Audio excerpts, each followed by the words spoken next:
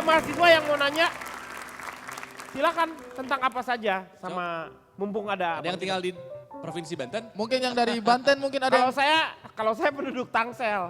Ada yang dari Banten? Begitu ditangkap langsung masuk sel. Tangsel. Tangsel. Ada yang dari Banten? Silakan mau nanya apa Erik? Apa Erik merasa yang kurangnya tuh apa buat Banten itu apa? Ya sih paling yang tadi sudah dibahas, masalah infrastruktur jalan sih paling itu aja. Jalan, jalan dari yang ke arah Erik juga masih seperti itu? Ya kadang di daerah saya itu namanya itu ada di situ PT Panarup, pabrik sepatu kadang itu sih. Oh pabrik sepatu di Ya, situ? pabrik sepatu. Terkadang situ sering macet, ya, terkadang macet itu untuk di daerah saya itu ya. Erik sendiri rencananya mau jalannya layang atau mau jalan ke bawah? Gua ngasih pilihan. Saya sebagai masyarakat ya, namanya masyarakat, yang manalah yang terbaik aja lah, yang penting jalan khususnya di Provinsi Banten, Tangerang, khususnya di kota Tangerang bisa lancar, terus kan masyarakat juga enak kan, itu utamanya khusus yang pengendara kan, motor baik itu mobil kan gitu aja.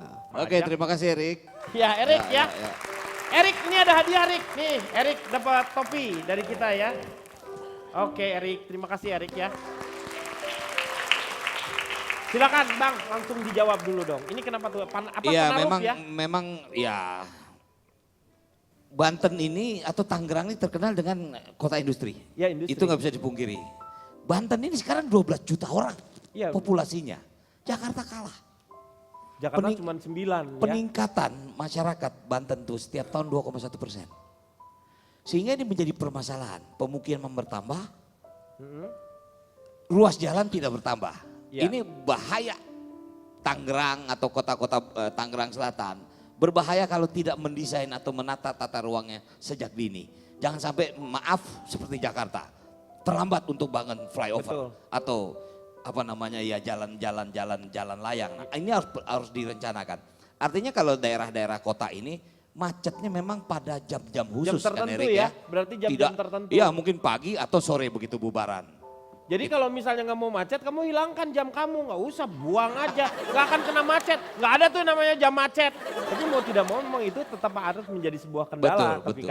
Itu sedang kita koordinasikan dengan kota. Ya karena ada beberapa juga kalau di Jakarta itu ya, kadang-kadang masuk kantor dengan anak-anak sekolah itu samaan. Jadi akhirnya brok gitu kemacetannya. Makanya ada beberapa yang sekolah tuh lebih pagi atau enggak dia lebih ini jadi supaya bergantian. Bapak Rano kan saya ini kan sudah fans dari zaman dahulu ya. Iya. Saya tadi sudah dengar pemaparannya tentang pembangunan untuk Banten. Tapi kan itu untuk Banten begitu. Saya kan bukan warga Banten. Jangan dilupakan, Bapak ini kan juga bukan hanya milik warga Banten tapi milik Indonesia. Karena artis saya ingin tahu, karena zaman dulu kan filmnya banyak sekali. Iya. Ini pertanyaannya saya nih, apakah ada mungkin dalam waktu dekat film atau mungkin masih mau main lagi film yang bisa dinikmati oleh... Bukan film, film. Film. Bukan film. Film. Film. Film. Ya. Pak, jangan mempermalukan saya di sini lah Pak. Iya. Film ya, film. Film. Bapak ada masalah apa sih sama saya Pak? Itu yang orang sana. Saya selalu salah. Pak, anak Jadi ajarin. apakah masih akan memproduksi? Apakah masih akan memproduksi bikin film? Mungkin ada yang Ini aku kasih gambaran sedikit ya Ria. Comeback-comebacknya gitu. Dulu itu si Dul itu ditempatin kalau nggak salah hari apa ya, hari Sabtu apa enggak. Itu ditempatin dengan sebuah keberanian, ditempatin di hari Senin yang penontonnya itu luar biasa, nggak pernah ada yang nonton di situ jelek aja. Masuk di hari Senin ya kalau nggak salah ya. Dan itu menjadikan sebuah tren orang memang hari Senin itu bisa cepet-cepet pulang dari kantor sebenarnya hanya untuk nonton Sidul. Bayangkan kalau ada YouTube, dicuekin. Ya karena sekarang kemajuannya seperti itu. Tapi waktu dulu tuh ya serunya begitulah. Nonton bersama dengan keluarganya bareng-bareng seperti itu. Masih ada keluarga itu memang nonton film-film yang sehat. Enggak, kali aja nanti bikin apa Sidul anak sekolahan yang berikutnya, misalnya saya usul Sarah misalnya Ariel Tatum, yang jadi Sidul saya misalnya.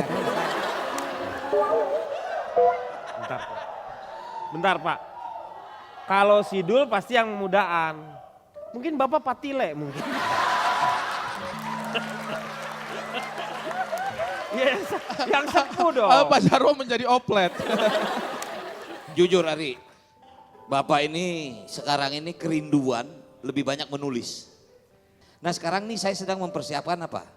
Sidul Rebound. Jadi benar. Benar Den. Ini jadi jenap baru, itu jadi engkong Pak Tile. Tuh iya, membatilenya nanti. Top. Udah disiapin. Jadi saya tinggal nunggu giginya 2 copot aja. Mau sekarang aja Pak, mau sekarang. Sekarang aja mau nggak? Yuk, sekarang coba. Enggak, kamu yang lonjokin mau. Oke, Ronald ada pertanyaan? Mantap itu Pak. Kayaknya sebagai aktor udah panjang lah perjalanannya. Sutradara juga, gubernur juga. Masih ada hal yang belum kesampaian gak sih? Saya nggak pernah merencanakan apa. Saya nggak pernah dari dulu Ronald. Ya semua kawan-kawan. Karena dari segala struktur keluarga sebetulnya saya nggak mungkin. Saya ini keluarga yang sangat tidak miskin tapi sederhana. Iya. Ayah saya almarhum Soekarno Yamnur seorang seniman. Dulu tahun 60 itu seniman yang dibilang seniman Senen itu pelecehan. Artinya apa? Tidak mungkin saya bisa jadi seorang bintang. Karena saya dari keluarga yang miskin. Sekolah setiap hari jalan kaki. Dan ayah saya sendiri melarang anaknya jadi seniman. Itu menjadi lucu. Iya. Tapi dia selalu melibatkan saya dalam dunia kesenian. Nah tiba-tiba saya punya obsesi. Saya ingin buktikan kepada ayah saya bahwa tujuan atau pilihan dia itu tidak salah. Nah yang menarik Ronald, kawan-kawan semua. Ada satu tokoh yang menyelamatkan saya. Yaitu saya menemukan buku, judulnya Sidul Anak Jakarta. Oh. Itu saya baca dari umur saya 8 tahun. Apa yang ada dalam buku Sidul itu, semua saya ikuti.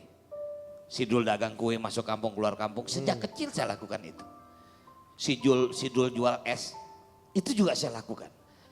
Begitu saya dapat kesempatan oleh almarhum Syumanjaya, beliau pulang dari sekolah di Rusia, bikin film Sidul Anak Betawi. Waduh itu sudah seperti ketiban duren dan itulah yang mengantar saya sampai sekarang. Nah artinya apa? Sidul anak sekolahan itu obsesi saya 17 tahun di dalam otak.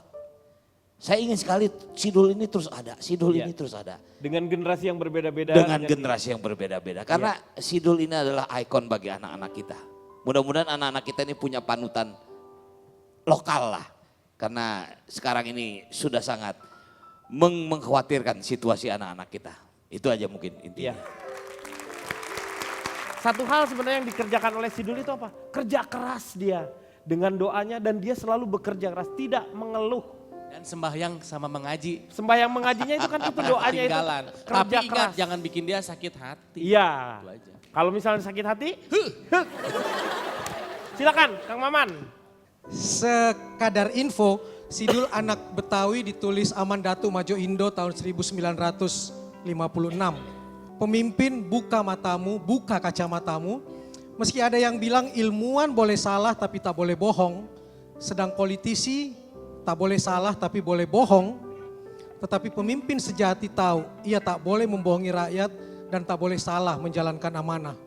Terakhir teringat kata Gusmus, jangan banyak mencari banyak, carilah berkah.